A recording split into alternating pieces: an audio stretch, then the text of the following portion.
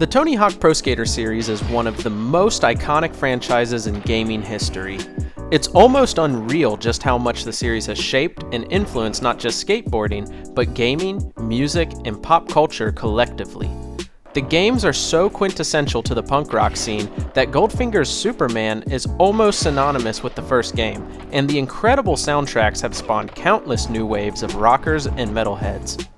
The Irrefutable series has now spanned 5 console generations and is the sole reason why so many kids, myself included, picked up a skateboard for the first time. THPS and THPS 2 hold so many treasured memories for millions of gamers worldwide, and with some of the tightest controls and killer songs, it's easy to see why. Tony Hawk's Pro Skater shredded onto the scene in late 1999 on the original PlayStation and would see later releases on the N64 and Dreamcast months down the line. The Birdman's first outing into gaming would prove to be a massive success as the game was a surprise hit and was one of the PlayStation's best-selling games that year. Neversoft expertly crafted the physics and controls, with tricks being mapped to button combos almost like a fighting game, and ollies being a simple press of a button. These easy-to-understand combinations actually made sense too. Holding up and pressing grind while over a rail would perform a nose grind, while holding down would execute a 5-0. This intuitive control scheme made it easy for anyone to pick up and play, from the newbies to the skating veterans. Almost exactly a year later, Tony Hawk's Pro Skater 2 hit the shelves and was leaving them just as quickly. Adding in one of the most pivotal and groundbreaking new moves for the series, the manual, proved that Neversoft could strike gold twice and were in no way planning on slowing down. The new trick additions, as well as an arguably better soundtrack and level designs, meant that THPS 2 was just as successful as its big brother before it. Sparking another 8 sequels in the main series and countless spin-offs, the Tony Hawk brand is one of the most notable and beloved video game franchises to ever be put in the palm of players' hands. But with its last couple of outings, developed by Robomodo, the series left quite a sour taste in fans' mouths. With the immense challenge ahead of them, can developer Vicarious Visions live up to the daunting task and put the series back into perfect form with Tony Hawk's Pro Skater 1 and 2? Before you can even make it to the main menu, you're treated to an awesome introduction video that harkens back to the FMVs of classic Tony Hawk entries. The video starts off in a 4:3 ratio with a VHS-like filter overlay before smoothly transitioning into a full widescreen video as Guerrilla Radio plays. Let me tell you, watching that intro sequence put the biggest and dopiest smile on my face as the roll call presented not only all the familiar faces, but some of today's new blood as well. It may not seem like that important of an aspect in the game's design, but getting that initial presentation right can do wonders for it, and Vicarious Visions absolutely nailed it with THPS 1 and 2. On the topic of presentation, let's take a moment to talk about the amazing soundtrack. It's a pretty widely known fact at this point that Tony Hawk handpicks a good amount of the songs that get put into these games. It's one of the franchise's best features, and even in the series' worst outings, the track list always shined through. Along with the absolute bangers from the first 2 games, Tony Hawk's Pro Skater 1 and 2 features just as many new songs as old, with Afraid of Heights, In Control, and Connect to Consume being some of my personal new favorites. These fresh tracks do an excellent job at capturing the upbeat punk feel of the originals while also moving the series forward into a more contemporary setting. It's clear right from the first second that the team at Vicarious Visions went to great lengths to ensure that no detail was left behind when recreating every aspect of this game. Hopping into any single one of these beautifully reimagined levels shows this dedication, as they are all expertly crafted and offer meaningful tweaks and changes while still remaining faithful to the initial designs.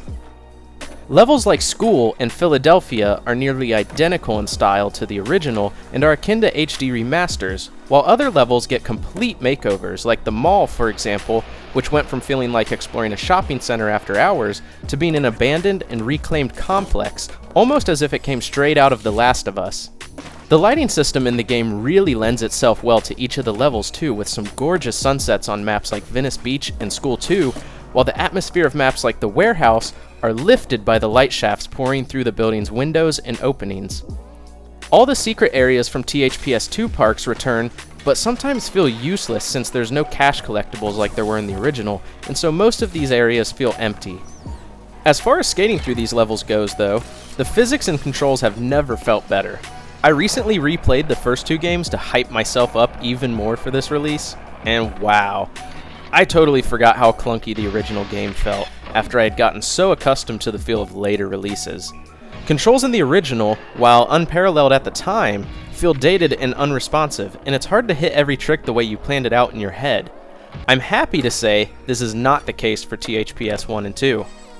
Controlling your skater feels snappy and responsive as you fluidly link together massive trick combos and collect objectives. Something like the criminally long bail animations are replaced with this quick recovery method that has a really nice VHS rewinding effect to it, fitting in nicely with the game's retro-modern aesthetic. If this wasn't enough, the game also utilized some of the newer tricks and mechanics from the later entries in the series, which is a much appreciated touch. But if you want to keep it true, there are settings that limit the tricks to the respective two games. Moves like reverts, spine and hip transfers, flatland tricks, and wall plants all make their return and are warmly welcomed into this excellent remake. It certainly makes some of the lesser levels more bearable too, as in the original Pro Skater, Burnside was one of the most insufferable maps, but the added tricks and ease of combos made this park much more enjoyable. These implementations definitely contribute to the game feeling a little too easy at times, however, as the 6 scores simply don't challenge me enough. Maybe that's just the veteran player in me talking, but having this huge arsenal of tricks certainly has had an effect on the difficulty, and I would have liked to seen some of these scores lifted a little higher. Other challenges like collect 5 of this item or collecting skate are still fun though, since these were never really about the score challenge and were aimed at encouraging exploration and discovery of levels. Seasoned Tony Hawk players will probably find these goals way too easy as they haven't changed locations. However, there is a massive, and I do mean massive, amount of new global challenges to be completed, from general high scores and combos to performing certain tricks with specific skaters. I would have liked to seen the return of objectives like the combo letters from later entries, but there is still a huge amount of content here, especially with these added universal challenges. What I find to be an interesting choice, and one that I'm still not sure which way I feel about, is that completed goals are no longer tied to a single skater's career. You can switch between skaters freely throughout the main tour playthrough, and I think I would have rather had each pro have their own career, like in the originals, which would encourage replay value. As you complete these goals, hearing the sounds of collecting one of the skate letters or the symphonic of nailing a special trick brought back so many memories for me and sounded great. Other sounds didn't have me impressed though, like the metal-to-metal scraping of a grind, which sounds fine but is a little too clean, making it almost artificial. The tail smacking of an ollie or landing on a wooden ramp sounds slightly muffled and soft, and really lack that impact I was hoping for. One particular noise that seems to have the community divided are the gleeful shouts and jeers of skaters as they hit high-scoring combos. I personally love these, but I can definitely admit that they're a little too frequent, especially if you have the music turned off and hear the of the Birdman every 5 seconds. Tony has a good reason to be excited though. There's a lot to unlock here, and I haven't even begun to fully uncover everything this game has to offer.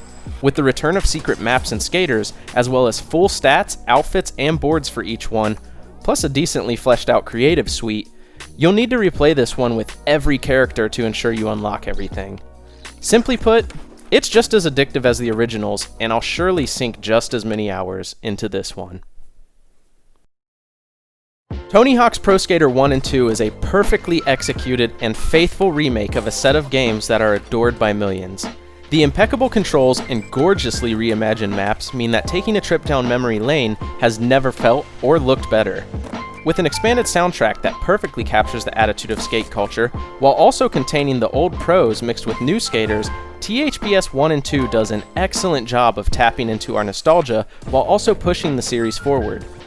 Vicarious Visions delivers an experience so expertly crafted that it almost makes the originals feel non-essential in comparison. One can only hope that this game will be successful enough that we will see a new Pro Skater game, or maybe even an expansion with all the THPS 3 and 4 maps. Until then, Tony Hawk's Pro Skater 1 and 2 is a beautifully made love letter to fans that provides one of the best games in the whole series, and proves that the Birdman can still soar with all the magic of that first 900, and that magic is far from gone. This is seriously one of the best games in the entire Tony Hawk series. It may not have all the moves and features of, say, Underground or American Wasteland, but I can't stress enough just how good this game feels to play. I've already invested way too much of my time in this one and plan on playing it even more, but I want to know about you.